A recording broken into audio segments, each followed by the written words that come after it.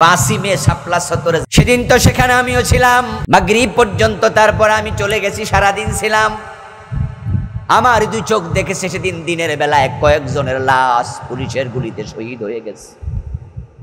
যখন sound grenade ফুটলো তখন বাইতুল মুকাররম মসজিদের নিচতলায় ছিলাম, দোতলায় উঠে গেলাম, ভয়ে পড়ে 3 তলায় উঠে গেলাম।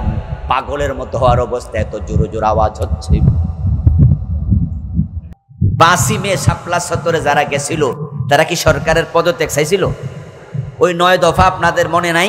না থাকলে পড়বেন, এখন অনলাইনে আছে।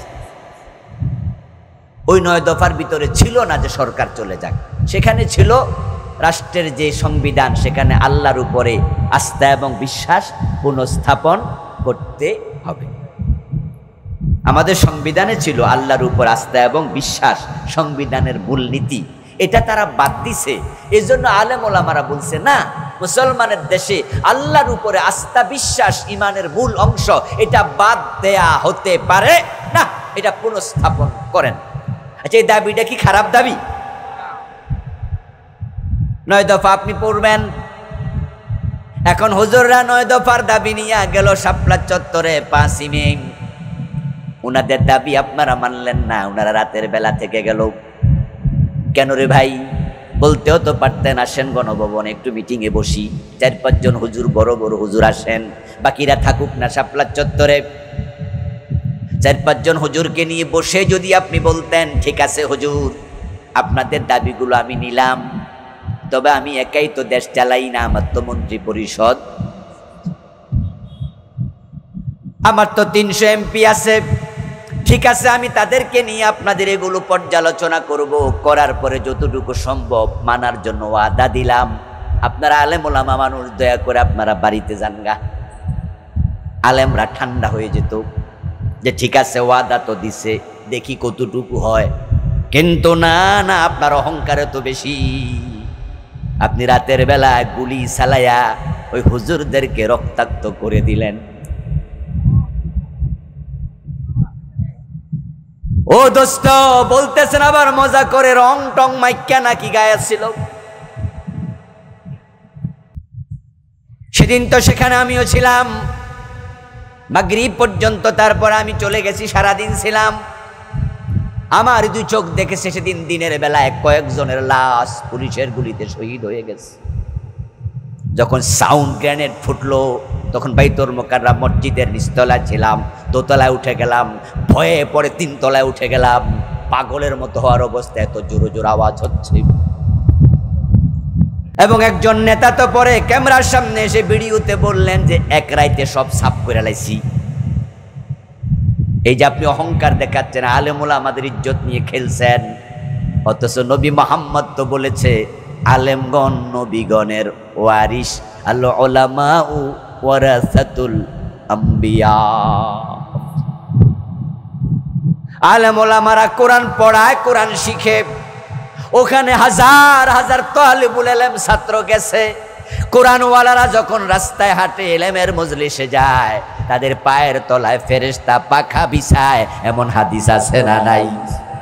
তো যাদের পায়ের তলায় ফেরেশতা পাখা বিছায়, আপনি তাদের বুকে গুলি চালান কেমনে? আর আকাশওয়ালা বুঝি রাগ করে না? অনেক চোখের পানি জমা হয়ে গেছে, অনেক দরখাস্ত জমা হয়েছে, যার কারণে ফোলাফানের হাতে বেজ্জতি হওয়া লাগছে। কি এবারের ঘটনা ফোলাফান ঘটে নাই? সব ছাত্র মাত্র ফোলাফান, 6, 7, 8, 9 ইন্টারমিডিয়েট অনার্স, যেগুলো আমাদের হাঁটুর বয়স।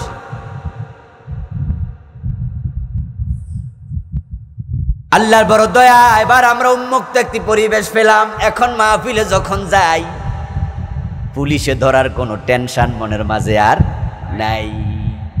যে আল্লাহ চমৎকার পরিবেশ দিলেন, কোরআনের কথা আমরা বুক ফুলাই এখন বলতে পারি।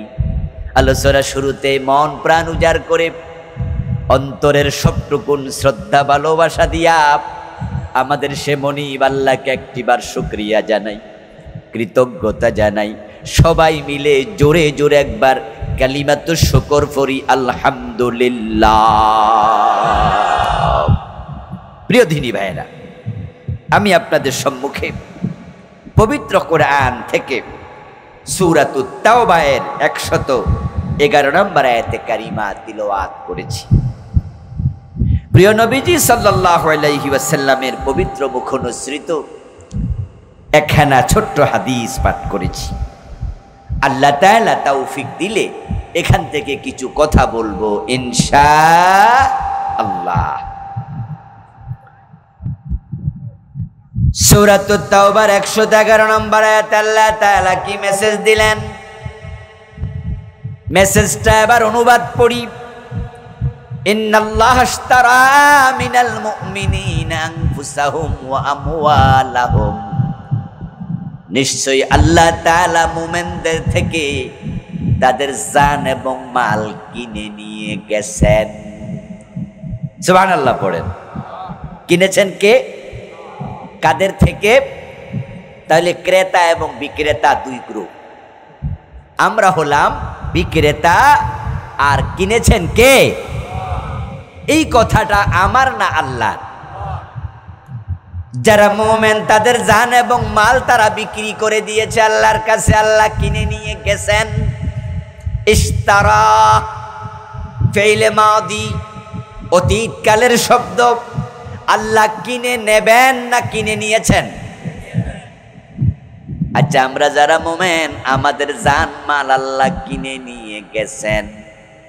এই যে অতীতকালের শব্দ আল্লাহ বলে দিলেন, তো আমাদের জান মাল আমরা বেচমু কি বেচমু না আল্লাহকে একটু জিগাইছিনি আমরা রে? না জিগাইয়া কিনা লাইছি। কি আজীব লেনদেন চলছে। আল্লাহ বলে যারা মুমিন তাদের জান এবং মাল আমি কিনা লাইছি। ইন্না ইন্না অর্থ কি? এবং এটা তাকে দিয়া কয় নিশ্চয় আমি কিনছি। এর মানে হলো আপনি যদি মুমিন হন আপনার জান এবং মাল আল্লাহর কাছে বিক্রি করতে আপনি বাধ্য। আল্লাহর কাছে জান এবং মাল বিক্রি না করে মুমিনের তালিকায় নাম লেখানো যায় না, সিস্টেমই নাই। এজন্য আল্লাহকে আমি কিনছি, তোমার জিগাই কিনবো? তুমি বেচবা কি বেচবা না আমি জিজ্ঞাসা করি না, আমি কিনছি। আল্লাহ ক্রেতা, আমরা বিক্রেতা। মুমিনেরা আমাদের জান এবং মাল আল্লাহ তাআলা কিনে নিলেন। ও দোস্ত, যারা মুমিন নয় তাদের জান এবং মাল আল্লাহ কিনে না। কিনা হলো এমন একটা জিনিস যেটা মানুষ প্রয়োজন ফিল করে, মানুষ সেটাই কিনে। যার যেটা প্রয়োজন নাই সেটা কিনার কোনো আগ্রহ থাকে না। যেমন আপনাদের যাদের টিনের ঘর, আপনারা কোনোদিন এসি কিনার আগ্রহ হয়েছে? যাদের টিনের ঘর এরারে যদি এসি পুরস্কার দেয় এ বাড়িতে নিব, হে বরং কই বাচ্চা পুরস্কার হিসেবে পাইছি, তবে দেখি এটা অর্ধেক দামে বেচলো আমার। এই কার বিল্ডিং আছে রে, দেখ তো বেশ কিনি। যার যেটার প্রয়োজন নাই তা কেনার কোনো আগ্রহ থাকে না। তো মুমিনের জান এবং মাল কিনেছেন কে? তাহলে এতে বোঝা যায় আমাদের জান এবং মালের প্রয়োজন আল্লাহর আছে। এবং আপনার জান এবং মাল আল্লাহ এত ভালোবাসে, আল্লাহ এটা কিনতে চায়। অথচ জান এবং মাল দিছে কে? তো যদি তিনি দেন তাহলে কিনা দরকারটা কি? উনি তো এমনিও নিতে পারে, কিন্তু তিনি মাগনা নেন না। তাই এখানে ক্রেতা বিক্রেতার সম্পর্ক স্থাপন করলেন। আমরা দুনিয়ায় যখন কেনা বেচা করি তখন সেখানে লেনদেন হয়। বাংলায় বলে লেনদেন, উর্দুয় বলে লেনা দেনা। আবার আমরা এটাকে আরো সুন্দর শব্দে বলি আদান প্রদান। আমরা কিছু দেই কিছু নেই। বাজারে আপনি গরু নিলেন কোরবানির হাটে, আপনি গরু নিয়ে যখন এটা আরেকজনের হাতে রশিটা দিয়ে দেন তখন বিনিময় ছাড়া না বিনিময় নেন? আপনি দেন গরু, সে দেয় টাকা।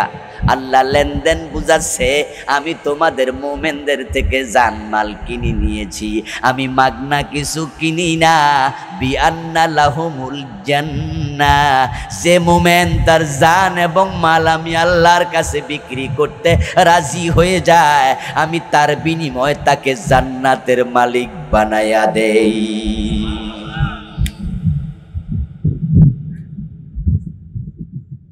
মোমেন তার জান এবং মালের মালিক আল্লাহকে বানাবে, আল্লাহর কাছে বিক্রি করে দেবে, দিয়ে সে মোমেন হবে। এবার বলুন তো, কোনো জিনিস বিক্রি করে দিলে তা কি আর দাবি করার সুযোগ থাকে? তখন বিক্রি করার পরে মালিক হয়ে যায় সে, ক্রয় করেছে যে। ও দোস্ত, আমরা কোরবানির বাজারে মাঝে মাঝে দেখি গরু বিক্রেতা গরু যখন বেচে বাজারে নেয়, গরুটারে নেয়ার আগে কত সুন্দর করে গোসল দেয়, তেল দিয়া মাখে, শিংগুলাকে কালি দিয়া কালি করে। তারপরে কিছু কিছু যারা ক্রেতা আপনার বিক্রেতা আছে, 1 বছর 2 বছর গরু পালছে, ওরা বাড়ি থেকে বের করার সময় তাদের বউ বাচ্চা কান্নাও করে, গলার মাঝে ফুল দিয়া তারপরে গরুটা সুন্দর করে সাজায়া বাজারে নেয়। যখন 50,000, 1 লাখ, 2 লাখ বিক্রি করে দেয়, রশিটা তার হাতে দেওয়ার পরে ওই গরু আমার এ দাবি করার অধিকার আর নাই। অথচ 2 বছর দলে সে পালছে, সেই বড় করছে, কারণ জানে বেচে দিলে আর মালিকানা দাবি করা যায় না। বাজারে যখন নিছে, জিজ্ঞাসে, এই সাহেব গরু কার? আমার। বাজারে হাজির, এই ভাই গরু কার? আমার। যেই মাত্র 1 লাখ বিক্রি করে দিছে, বিক্রি করার পরে এবার যে গরুটা কিনছে সে বলতেছে, ভাই যে মোটা তাজা গরু, আমি কিন্তু এটা বাড়ি পর্যন্ত নিতে পারবো না, শিং যেমনে এরকম, দৌড় মারলে দৌড়মু কেমনে? কি করতাম? আমনে যেহেতু পালছেন, আপনার এখন এটা পোষ মানে। আমার বাড়িটা খুব দূরে নয়, বিরোজলি বাজারে। আপনি সিংহশ্রী থেকে যদি আমার বাড়ি পৌঁছাই দিতেন, আমি আপনার রিক্সা ভাড়া দিয়ে দেবো, আপনি কষ্ট করে আইসেন। এখন ওই বেটা কয় ঠিক আছে, এখন রওনা দিছে গরু লইয়া ওই বেটার বাড়িতে। এবার রাস্তায় মানুষ জিগায় গরু কার? এখন কি আর আমার কয়নি?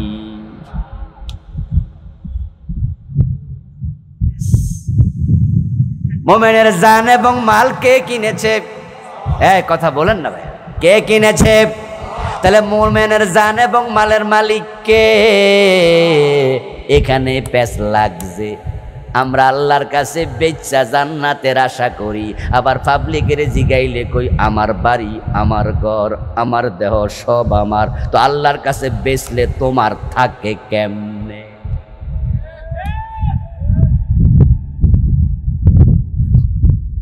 আচ্ছা, আপনি যখন 1 লাখ টাকা দিয়ে গরু কিনা এখান থেকে আপনি নিয়ে রওনা দিয়েছেন বিরোজলি আপনার বাড়িতে, ওই বেটার পাবলিক জিগাইছে, এই ভাই গরু কার?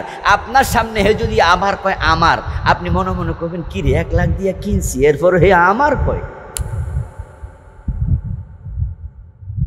ওর তো বলা উচিত হলো আমার দিকে দেখাইয়া দেয়া, ঠিক না? যে ভাই গরু উনার উনার উনার। এখন আমার জান, আমার মাল, আমার বাড়ি, আমার গাড়ি, এগুলা বলতে বলতে আমাদের অভ্যাস বড় খারাপ। আল্লাহর মালিকানার কথা অনেকে ভুলে গেছি। অথচ এটা ইমানদার হওয়ার নিয়ম নয় রে দোস্ত, বরং মোমেন হওয়ার নিয়ম কি? আমার সাথে কোরআন থেকে এবার পড়ুন যারা পারেন। কুল ইন্না সালাতি ওয়া নুসুকি ওয়া মাহইয়ায়া ওয়া মামাতি লিল্লাহি রাব্বিল আলামিন। সুবহানাল্লাহ পড়েন। ঈমান আনার নিয়ম, মোমেন হওয়ার নিয়ম। ও নবী মুহাম্মদ, আপনি বলুন ইন্না সালাতি ওয়া নুসুকি, নিশ্চয় আমার নামাজ, আমার স্যাক্রিফাইস কোরবানি, ওয়া মাহইয়ায়া আমার জীবন, ওয়া মামাতি আমার মরণ, লিল্লাহ সব কিছুর মালিক হলেন আল্লাহ। আমাদের জীবন, মরণ, ইজ্জত, সম্পদ সব কিছুর মালিক কে? জোরে বলেন, মালিক কে? আচ্ছা, আমরা মালিক না মালিকের গোলাম? হ্যাঁ, আমরা গোলাম, মালিক হলেন। কোরআন মাজিদের সর্বশেষ সূরার মাঝে আল্লাহ উনার সাথে আমাদের ডিলিংসটা সুন্দর করে বলে কোরআন শেষ করলেন, কুল আউযু বিরাব্বিন নাস মালিকিন নাস ইলাহিন নাস। ও নবী আপনি বলুন আমি আশ্রয় চাই মানুষের রবের কাছে, মানুষের মালিকের কাছে, মানুষের ইলাহার কাছে। এখানে আল্লাহ মালিক, আল্লাহ রব, আল্লাহ ইলাহ, সব কথা আল্লাহ সুন্দর করে স্মরণ করায়া বুঝায়া দেয়, নিজদেরকে জমিনে মালিক মনে করিও না। যারা সবসময় ভাবে আসলে আমি বান্দা, আমি গোলাম, আমি চাকর, আমি মালিক না, তারা হিসাব করে চলে। কারণ যে চাকর হয়, দাস হয়, বান্দা হয়, সে কখনো স্বাধীন থাকে না, সে আল্লাহর অধীন থাকে। আর যে অধীন থাকে সে মন মতো চলার অধিকার তার আর নাই। এজন্য যারা আল্লাহর বান্দা, আল্লাহর গোলাম নিজদেরকে মনে করে, তারা পা একটা তুলে আবার রাখতে গিয়ে হিসাব করে, এই যে আমি হাঁটতেছি আমার রব এই হাঁটাতে খুশি কিনা। কথা বলার সময় ভাবে আমার রব এ কথা বললে নারাজ হয়ে যায় কিনা। পকেটের টাকা দেওয়ার সময় ভাবে এটা হারাম খাতে চলে গেল কিনা। সামনে টাকা আসলে পকেটে নেয়ার আগে ভাবে এটা হারাম উপার্জন হয়ে গেল কিনা। এ চিন্তা ছাড়া দুনিয়া একটা কাজও করে না। এই চিন্তা যারা করে কাজ করবে, হাসরের দিন তারাই ডান হাতে আমল নামা পাবে। এবং হাসরের ময়দানে যারাই ডান হাতে আমল নামা পাবে, পাওয়ার পরে তারা ফায়ানকালিবু ইলা আহলিহি মাসরুরা, আনন্দে লাফাইতে লাফাইতে পরিবারের লোকদেরকে খুঁজতে থাকবে। এর আগ পর্যন্ত টেনশন, নফসি নফসি ইয়া নফসি, আমার যে কি হয়। আমল নামা ডান হাতে পাওয়ার পর আর টেনশন নাই। এখন আপনজনের কাছে গিয়ে খুঁজবে, ও বাবা ভাই কোথায় আছো। ফায়াকুলু হাবু মুকরাউ কিতাবিয়া, গিয়ে বলবা আমার আমল নামা দেখো ডান হাতে পাইছি, পড়ে দেখো কত সুন্দর। লোকজন তখন তাদেরকে বলবে এখনো তো আমি আমার আমল নামার খবরটাই পাইলাম না, তোমার আমল নামা এত সুন্দর হলো কেমনে। এক বাজারে খরচা খাইছি, এক এলাকায় বড় হইছি, এক কলেজে লেখাপড়া করছি। ও দোস্ত তোর আমল নামা ডান হাতে, আমারটা তো খবরই নাই, তোরটা এত সুন্দর কেমনে হলো। তখন সে জবাবে বলবে ইন্নী জানান্তু আন্নী মুলাকিন হিসাবিয়া।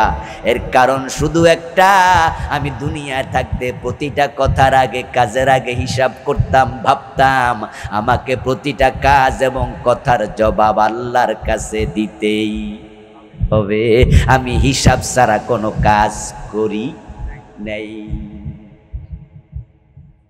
অনেককে দেখবেন আপনি, আপনারা 3-4 মিলে গল্প করছেন, অনেক কথা বলতেছেন, 2-1 জনকে এমন দেখবেন যে পাশে চুপ করে বসে রয়েছে, সে কথা খুব একটা কই না। তা আপনি বলেন না ভাই কি আমনে চুপ কেন, সবাই কথা কইতেছে, উনি কয় যে আপনারা কন। এর মানে উনি ভাবে ওরা তো কথা বলতে গিয়ে গীবত করছে, পরচর্চা করছে, পরনিন্দা করছে। যদি আপনার পাশে আগুন জ্বলে আর আপনি এ পর্যন্ত আগুনে হাত দেন, হাতটাই পর্যন্ত পুড়ে যাবে। আরেকজন এই পর্যন্ত দিল, তারটা অতটুকু পুড়বে। আরেকজন এক আঙ্গুল দিল, তার এক আঙ্গুল পুড়ে যাবে। আরেকজন ভাবলো তারা তো হাত পুড়ে ফেলতেছে, আমি আঙ্গুলও দেব না, ওরটা কিন্তু পুড়বে না। ওই বেটা যে চুপ আছে সে বোঝে ওরা গীবত কইরা জেনার গুনাহ করতেছে, আমি চুপ থাকলে আমি গুনাহগার হব না। قال النبي صلى الله عليه وسلم من صمت نجا। প্রিয় নবীজি বলেছেন যে বুঝে শুনে চুপ থাকে সে নাজাত পায়।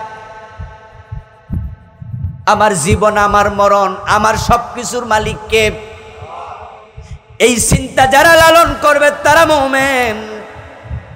এই মুমিন আল্লাহর কাছে বড় দামি, তার সম্পদ বড় দামি, তার জান বড় দামি, এত দামি এত দামি।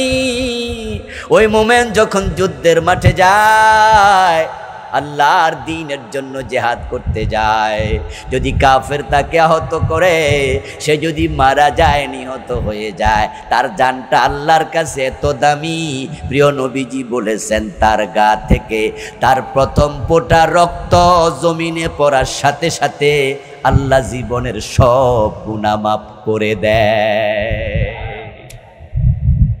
তার রক্ত এত দামি, তার রক্ত জাহান্নামের আগুন নিভায়া দেয়।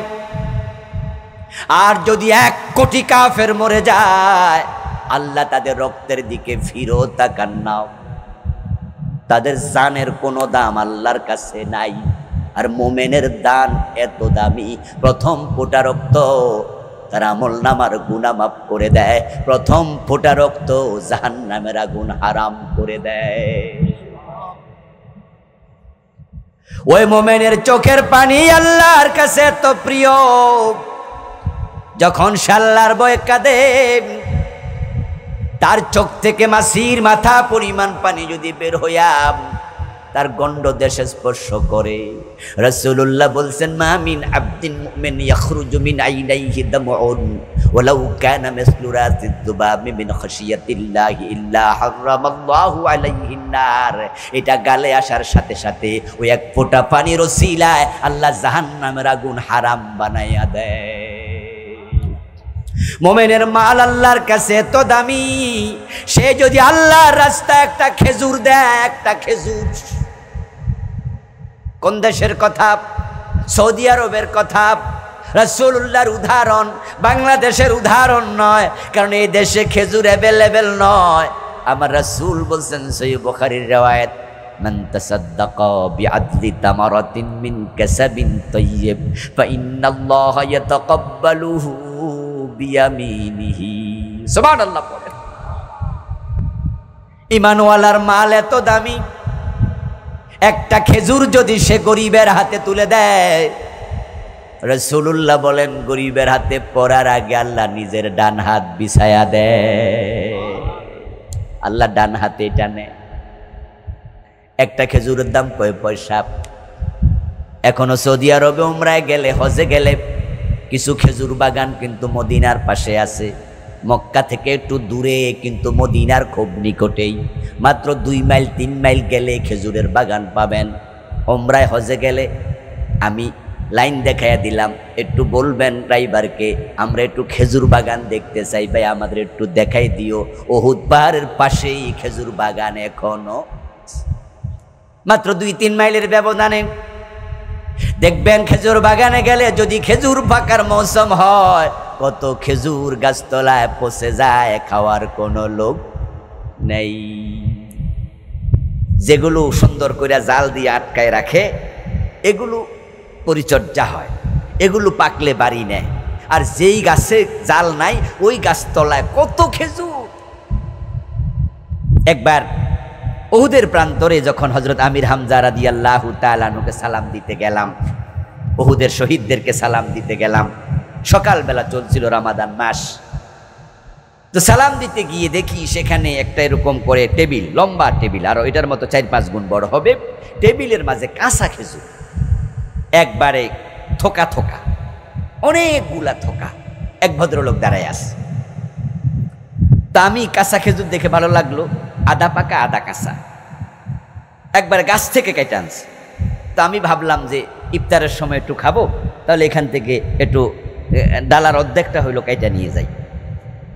তো আমি গিয়ে আরবিতে তারে জিজ্ঞাসা করলাম যে কাম কিলু, 1 কিলো কত?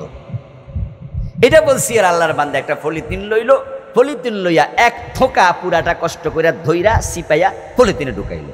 ঢুকে আমারে বলতেছে, জি ভাজা নেও। আমি মনে মনে ভাবলাম, এখন হাতে যদি লই আর কয় যে 100 রিয়াল দাও, ধরাটা খামু নি? কোনছে খামু না, ধরাটা খামু না।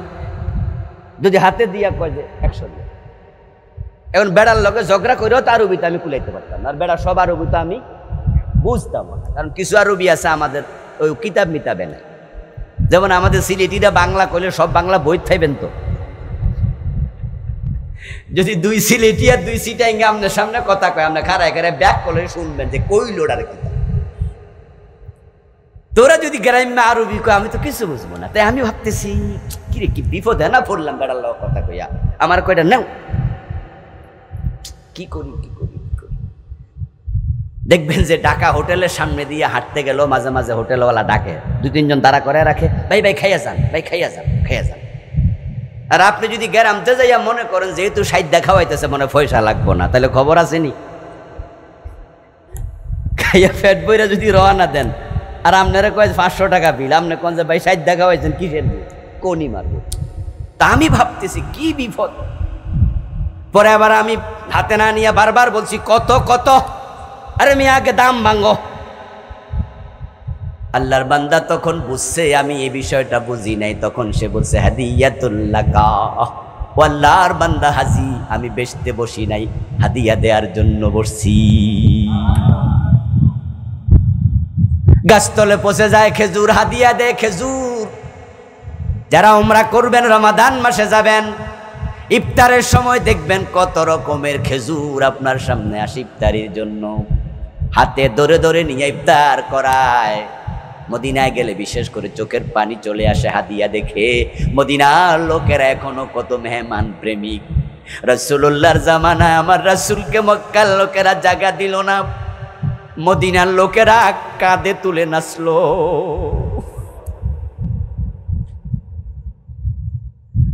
আল্লাহর হাবিব আগমন করছেন, এটা মদিনার লোকের আগ থেকে দূতের মাধ্যমে, গোয়েন্দার মাধ্যমে, সংবাদ মাধ্যমে শুনছে মক্কার নবী মদিনা আসতেছে। তাই তারা তাদের খেজুর গাছের মগ ডালে উঠে উঠে দেখতো আসছে কিনা, পাহাড়ের চূড়ায় উঠে অপেক্ষা করত। যে মাত্র রাসূল হাজির হলেন, আবাল বৃদ্ধ বনিতা, ছোট বাচ্চা, বুড়া মানুষ, যুবকেরা, মহিলারা পর্যন্ত আনন্দে গান গাইতে শুরু করলো।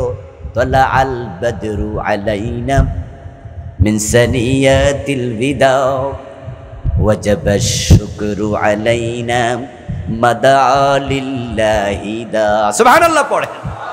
তলা আল বদরু আলাইনা, তারা গান গাইতে শুরু করলো, আমাদের মদিনায় পূর্ণিমার চাঁদ উঠেছে। সুবহানাল্লাহ।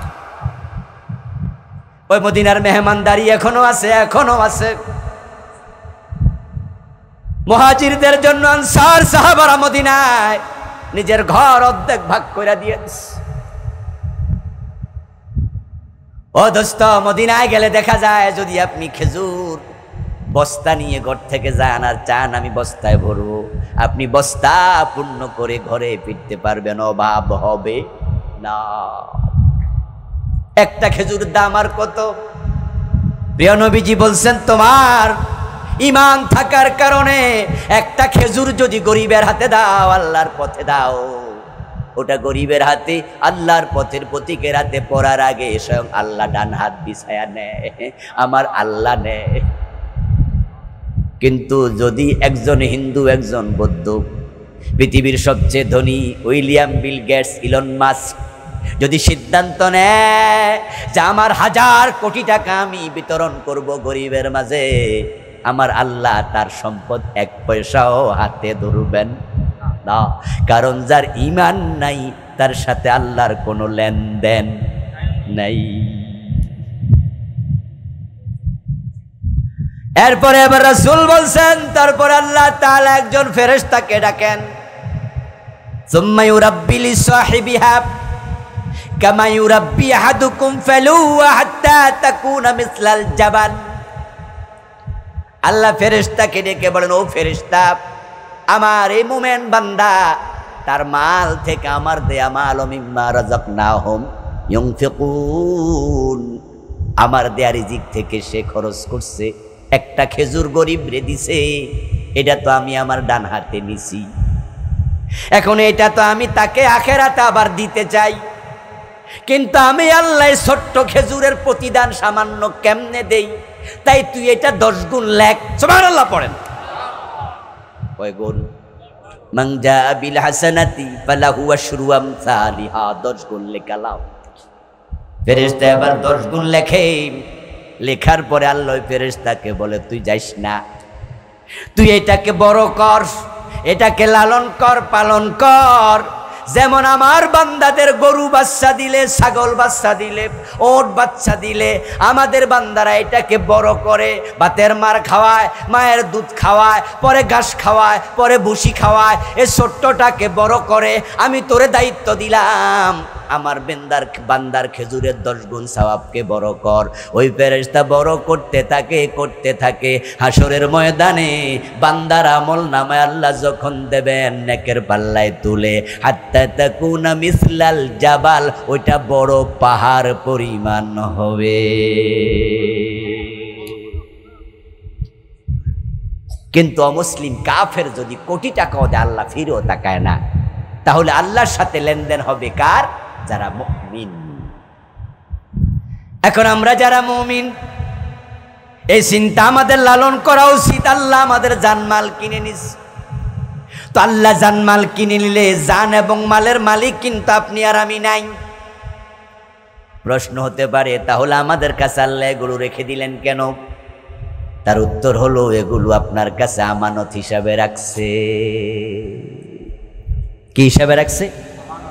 আচ্ছা, আপনাদের এলাকায় খের ধান কাটার পরে যে খড়কুটা হয়নি, এই খের বাড়ির সামনে এরকম উঁচু করে রাখে না, এগুলার কি বলে? খেরের পাড়া, পঞ্জি। আচ্ছা, আমাদের কুমিল্লা খেরের পাড়া বলে, আপনারা তো পাড়া বুঝেন নাকি? আচ্ছা, এই খেরের পাড়া আবার বিক্রি করে না? আচ্ছা, বিক্রি হয়। আমার বন্ধু, আমার বাবাও তো কৃষক ছিলেন, মারা গেছে, আল্লাহ জান্নাত নসিব করো। বলেন আমি কৃষকের ছেলে, আমিও কৃষি কাজ করছি, হাল চাষ করছি, মাদ্রাসার ফাঁকে ফাঁকে বাবাকে সহযোগিতা করছি। সকালবেলায় বাবা হাল চাষ করতে গেছে, তখন মারে বলছি যে মাদ্রাসায় যাওয়ার আগ দিয়া বাবার একটু খাওয়ার জন্য 10 মিনিট 15 মিনিট আমি করি, বাবা এই টাইমে খাইয়া যাক। দেখতাম যে আমার বাবা ওই খড়গুলো বাড়ির পাশে উঁচু করতো, স্তূপ করত, আবার 2 মাস 6 মাস পরে এগুলা 2000-5000 টাকা বিক্রি করে দিত। এমনও খড় কিনা লোক আসিল যাদের গরু আছে কিন্তু জমিন নাই, আছে না? কিছু গরু আছে কিন্তু খড় করতে জমিন নাই, এরা আবার ধনী লোকদের যাইয়া খড় কিনে। তা আমার বাবারে বলতো, আপনার খেরগুলো কত? আব্বা বলে 5000। ওকে, ঠিক আছে, দিলাম, তবে খেরগুলো আমি এখন একসাথে নিব না, এগুলো আপনার বাড়িতে থাকুক। আমি 15 দিন পর পর আইসা এরকম করে করে 1 বোঝা নিমু, মাস 2-1-3 লাগবে। আমার বাবা কইতো অসুবিধা নাই, জায়গাটা তো এমনি পড়ে আছে, ওই জায়গায় তোমার খের থাকলে কোনো অসুবিধা নাই। আমার বাবা বিক্রি করে দিল। দেওয়ার পরে এবার বলুন তো, ওই বেডার খেরের পাড়া থেকে আমার গরুকে খাওয়ানো কি জায়েজ হবে? ওই বেটা আসবে, তার ছেলে আসবে, তার বউ আসবে, লোক পাঠাবে, এসে বলবে যে আমরা এখান থেকে খের নেই, বাধা দিতে পারবে না, কারণ বিক্রি তো করে দিছে। এখন আল্লাহ আপনার জান, আমার মাল, আপনার মাল কিনে নিছে, কিনে এবার রাইখা দিছে আপনার কাছে, আমার কাছে রাইখা বলতেছে তোমার জান তোমার কাছে রাখলাম, তবে তোমার দায়িত্ব দিলাম দিনে 5 বার নামাজ পড়তেই হবে। তোমার নামাজ পড়তে আমি জান দিলাম, তোমাকে আমানত হিসাবে 24 ঘন্টা সময় দিলাম, তার মাঝে আমি এখান থেকে 1.5 থেকে 1.25 ঘন্টা 5 ওয়াক্ত নামাজের জন্য তোমার দায়িত্ব দিলাম। আমার দেয়া জান জান্নাতের বিনিময়ে আমি নিয়া তোমার কাছে আমানত, এটা তুমি এবার আমার কথা মতো খরচ। এরপরে আল্লাহ বলল, ঠিক আছে, রমাদানের রোজা আসবে, তখন তুমি 24 ঘন্টার মাঝে 15 ঘন্টা 16 ঘন্টা না খাইয়া থাকবা। তোমার জান সে সময় একটু কষ্ট পাবে, কষ্ট করুক, করলে তো জান্নাত মিলবে। তোমার যে দেহটা আমি দিলাম, তোমার জান, ওই দেহটাকে তুমি হাঁটু থেকে নাভি পর্যন্ত গুয়া রাখবা, জেনা ব্যভিচার করবা না। তুমি যদি মহিলা হও, তোমার জান এটা আমার, তোমার কাছে আমানত, তুমি পুরাটা বোরকা পইরা ঢাইকা রাখতে হবে, ঠিক না? এইভাবে আল্লাহ কিছু বিধান দিলেন, দিয়ে বলছে দেখি এই লোকটা আমি আল্লাহর কথা মতো তার জান খরচ করে কিনা। যেই মাল আপনার কাছে আছে, এই মালের মালিক আপনি না, আমি নাম। আল্লাহ বলছে যখনই 1 বছর যাবে তোমার যত টাকা আছে 2 লাখ 5 লাখ 1 কোটি 2 কোটি সেখান থেকে 2.5% হিসাব করে গরিবদেরকে যাকাত হিসাবে দিতেই। কিন্তু এখন আমরা কি করলাম? আমরা জান এবং মালের মালিক আল্লাহ এটা বললাম, বলার পরে এখন মন মতো চলি, মন চাইলে নামাজে যাই, মন না চাইলে যাকাত, মন চাইলে দেই, মন না চাইলে দেই না। ও দোস্ত, তুমি আসলে ইমানই বোঝো না। তুমি মনে করছো লা ইলাহা ইল্লাল্লাহ এই কালেমা যেহেতু পইরা লাইছি আমি মুমিন হইয়া গেছি। তুমি তো ইমানের মর্মই বোঝো নাই। কারণ যে ইমানের মর্ম বোঝে সে কখনো মন মতো আর চলবে না, চলতে পারে না। লা ইলাহা ইল্লাল্লাহ এই কালেমা পড়ে মুমিন হওয়া লাগে, কিন্তু এই কালেমা পাটকারী সব মানুষ মুমিন না। কালেমা পড়বেন সুদও খাবেন। কি জিকির আজকার কইরা সুদ খায় এমন নামাজি আসেনি? আছে, মানি ফজরের টাইমে নামাজ পড়া টুফিটা এখনো মাথায় আছে, কোদাইল লইয়া জমিনে যায় জিকির করতে করতে আরেকজনের আইল কাটা। আল্লাহ আকবর কইতাছে, কইয়া কইয়া কোপ দিতাছে, কোপ দিয়া সোজা আইল বাঁকা করে। আসরের নামাজ পড়তে বাজারে যায়, বাজারে যায়, যাওয়ার সময় লাউডা নে।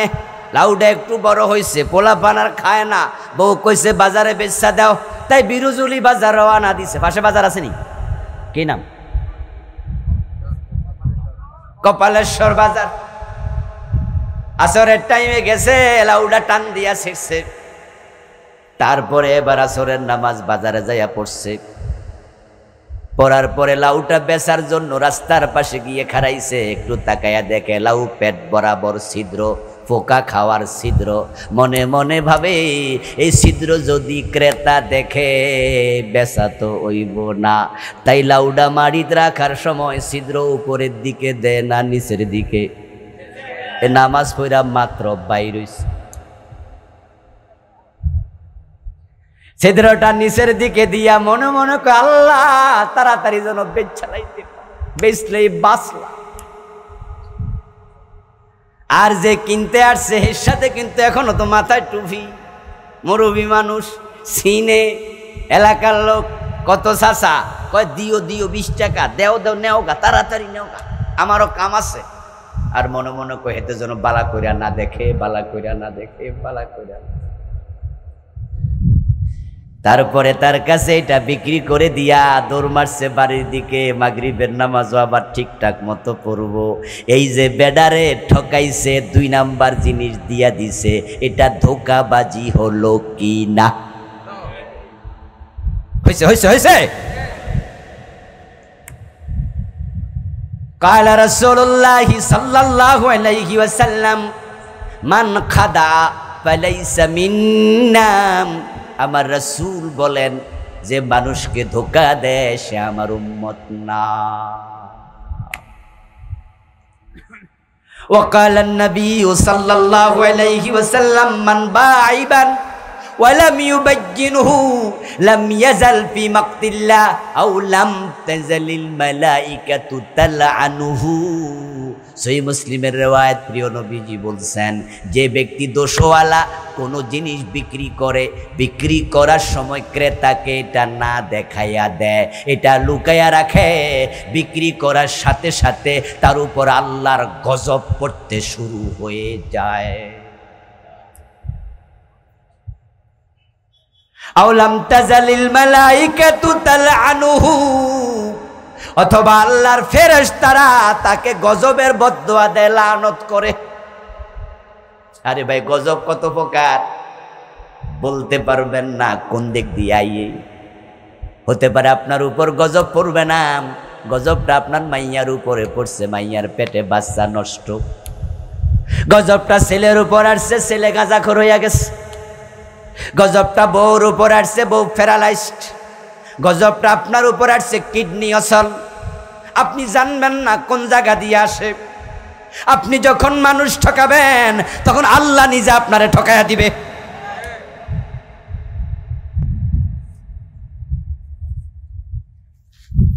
কালেমা পড়লে মোমেন, এই চিন্তা আমাদেরকে ধ্বংস করে দিছে। তাই আমরা নামাজও পড়ি, কালেমাও পড়ি, জিকিরও করি, সুদও খাই, গোশও খাই, মানুষ ঠকায়, জমি দখল করি। আল্লাহর আইন যে আল্লাহর জান এবং মাল, ওই আল্লাহর আইনের কথা শুনলে রাজনীতি বলে, রাজাকার বলে গালি দেই। জান আল্লাহর, মাল আল্লাহ, তুমি আল্লাহর আইনের বিরুদ্ধে তোমার মুখ কেমনে কাজে লাগাও? আল্লাহর আইনের কথা শুনলে চেহারা কালো হয়ে যায়, এমন কিছু লোক আছে কিনা? অমুক দল তমুক দল, দলের দিকে ইন্ডিকেট করে। ও দোস্ত, আল্লাহর আইনের কথা বললে যদি অমুক দল হয়, আমি বলি ওই দলের সদস্য হওয়া তোমারও উচিত। আল্লাহর আইনের কথা বলা যদি রাজনীতি হয়, তাহলে রাজনীতি করা আমাদের জন্য ফরজ। কালেমা পড়লে যদি মানুষ মোমেন হতো, তাহলে গিরিশচন্দ্র সেনের দোষটা কি? এই কোরআন মাজিদের যখন সে বঙ্গানুবাদ করে, তখন কি কালেমা পড়ে নাই? কোরআনের মাঝে লা ইলাহা ইল্লাল্লাহ কালেমাটা নাই। গিরিশচন্দ্র সেন এটার অনুবাদ বাদ দিছিল না? করছে। মুহাম্মাদুর রাসূলুল্লাহ এই কালেমা আল্লাহর কোরআনে আছে, গিরিশচন্দ্র সেন এই কালেমাটাও বাদ দেয় নাই, অনুবাদ করছে। ফালামান্নাহু লা ইলাহা ইল্লাল্লাহ এই আয়াত বাদ দেয় না, এটা অনুবাদ করছে। তো গিরিশচন্দ্র সেন মরার পরে কেউ তো তার জানাজার নামাজ পড়লো না, কেউ তাকে মোমেন ভাবলো না। এর কারণ তো শুধু একটা, এই কালেমা সে মুখে পড়েছে, অন্তর দিয়ে পড়ে নাই। অন্তর দিয়ে পড়লে এই কালেমার দাবি সে মানত, ঠিক না? তো আপনি যে কালেমা পড়ছেন, এই দাবি আপনার জীবনে মানলেন কই? আপনি তো কালেমার পক্ষে কথা বললো খেপে যান। কালেমার দাবি হলো আমরা থাকবো যেখানে ইসলাম থাকবে সেখানে। ইসলামের বিরুদ্ধে থেকেও আপনি মোমেন। কে বলল? কালেমা পড়লে যদি মোমেন হওয়া যেত, আব্দুল্লাহ ইবনে উবাই, যাকে আমরা বলি মুনাফিকদের সর্দার, ওই আব্দুল্লাহ ইবনে উবাই কি রাসূলের হাতে কালেমা পড়ে নাই? আব্দুল্লাহ ইবনে উবাই কি জান্নাতি না জাহান্নামী? জাহান্নামে তার অবস্থানটা হবে কি উপরে না নিচে? ইন্নাল মুনাফিকিনা ফিদ দারকিল আসফালি মিনান নার। মুনাফিকদের অবস্থান ফেরাউন এবং নমরুদেরও নিচে। অথচ লোকটা কালেমা পড়েছিল স্বয়ং বিশ্ব নবীর হাতে হাত রেখে। প্রবলেমটা হলো অন্তরে ঈমান নাই। ও দোস্ত, কালেমা পড়লে মোমেন হওয়া যায় না রে, নিয়ম মতো পড়া লাগে। এখন বাংলাদেশের লোকেরা এই নিয়ম শিখছে কয়জনে? নামাজের নিয়ম শিখছে, রোজার নিয়ম শিখছে, হজের নিয়ম শিখছে, অজুর নিয়ম শিখছে, কিন্তু কালেমা পড়ার যে নিয়ম আছে এইটাই জানে না। বরং মনে করছে মক্তবে তো পড়ে লাইছি লা ইলাহা ইল্লাল্লাহ, কালেমা হইয়া গেছে। আচ্ছা, মসজিদে যাওয়ার পরে আপনি যদি ডাইরেক্ট রুকুতে চলে যান, তাকবীরে তাহরিমও করলেন না, কেরাতও পড়লেন না, যাইয়াই রুকু, নামাজ হইছেন? আপনার মন মতো পড়লে নামাজ হইব? রমজান মাসে রোজা রাখছেন, 12:30 বাজে, গরিব দিকে তাকাইয়া ভাবছেন অর্ধেক তো রাখছি, সওয়াব 50% হয়েছে, ইফতার করে লাই, হইব? আপনার মন মতো চলবে? এখন যদি আপনি হজে যান, আরাফার মাঠ খালি আছে, কোনো বিড়াবিড়ি নাই, শুধু পাথর মারতে যাইয়া ফায়াত তলা ফইরা মানুষ মরছে, এমন ঘটনা ঘটছে। কিন্তু এখন কি মিনা ভিড় না খালি? তাই আপনি ভাবলেন যে বউ লইয়া এই মাসে হজটা সাইরা লাই, খালি খালি আছে, হজ হইবনি। মন মতো করলে হয় নাকি? হজের তারিখ আছে না, দিন আছে না, সময় আছে না, মন মতো কিচ্ছু হয় না। তো কালেমা মন মতো হয় কইল কেডা? ও দোস্ত, মন মতো তো হয় না, তারপরে আরো ঝামেলা আছে। ঝামেলা হলো ইন্নাল্লাযীনা আমানু সুম্মা কাফারু সুম্মা আমানু সুম্মা কাফারু সুম্মা ইজদাদু কুফরা। কালেমা পড়ার পরে আমাদের বাংলাদেশের লোক মনে করে ঈমান তো আনছি আর কোনোদিন ভাঙবে না, অথচ আল্লাহ কোরআনেই বলে ঈমান আনার পরে একদল লোক কাফের হয়ে যায়। এমন লোকের অভাব নেই। সাহাবী ছিল, রাসূলের হাতে ঈমান আনছে, অথচ কাফের হয়ে গেছে এমন লোকও। ইবনু খাতাল সাহাবী, শুধু সাহাবী না, হিজরতকারী মুহাজির। রাসূলের হাতে হাত রেখে কালেমা পড়েছে, হিজরত করে মদিনায় গিয়েছে, কিন্তু কয়েকদিন পরে বেঈমান হয়ে মক্কায় পালায়া গেছে। তারপর সুম্মাজ দাদু কুফরিতে সীমালঙ্ঘন করেছে, মক্কার বাজারে বাজারে রাসূলের বিরুদ্ধে কবিতা লিখে আবৃত্তি করেছে। মক্কা বিজয় হলো, প্রিয় নবী বললেন সবাইকে ক্ষমা করলাম, কিন্তু ইবনু খাতালের ক্ষমা নাই, তাকে যেখানে পাও সেখানে হত্যা করতেই হবে। ও দোস্ত, ঈমান ছিল বালআম ইবনে বাউর, বনি ইসরাইলের এমন এক ব্যক্তি যার তার দোয়া করতে দেরি, কবুল হতে দেরি হতো না। মুস্তাজাবুদ দাওয়া ছিল, হাত তুলতে দেরি, দোয়া কবুল হতে দেরি হতো না। ওই বালআম ইবনে বাউরের ব্যাপারে হাদিসে পাওয়া যায় শেষ দিকে বেঈমান হয়ে মারা গেছে। আর আমাদের দেশে যে আপনারা মক্তবে যে কালেমাটা পড়ছেন, এই কালেমা ঠিক মতো পড়ছেন কিনা, নিয়ম শিখছেন কিনা, এটা তো জানলেনই না। আবার কালেমা পড়ার পরে কুফরি হলো কিনা, ঈমান গেল কিনা, কোন কারণে ঈমান যায় সেটাও তো অনেকে শিখলেন। আচ্ছা, আল্লাহর কাছে যাওয়ার পরে যদি দেখেন যে ঈমানটাই নাই, তখন অবস্থাটা কি বিপদ। ও দোস্ত, নামাজ কেমনে পড়বেন? নামাজ ফরজ করছেন যিনি, নিয়ম শিখাইছেন তিনি। জিবরিল আমিন প্রিয় নবীর কাছে আসলেন, এসে 2 দিন 10 ওয়াক্ত নামাজ কেমনে পড়া লাগে রাসূলের ইমামতি করে রাসূলরে শিখাইছে। সহিহ বুখারীর হাদিস, قال النبي صلى الله عليه وسلم أمني جبريل عند البيت مرتين। রাসূলুল্লাহ বলে, জিবরিল আমিন 2 বার 2 দিন 10 ওয়াক্ত নামাজে আমার ইমামতি করছে। আমারে প্রথম ওয়াক্তে প্রথম দিন 5 ওয়াক্ত পড়লো, শেষ ওয়াক্তে দ্বিতীয় দিন 5 ওয়াক্ত পড়লো। 10 ওয়াক্ত পড়ার পরে বলে, ও নবী, এটাই নামাজের ওয়াক্ত, আমি যেভাবে দেখালাম সেভাবে আপনি নামাজ শিখেন। রাসূল জিবরিল আমিন থেকে শিখলেন।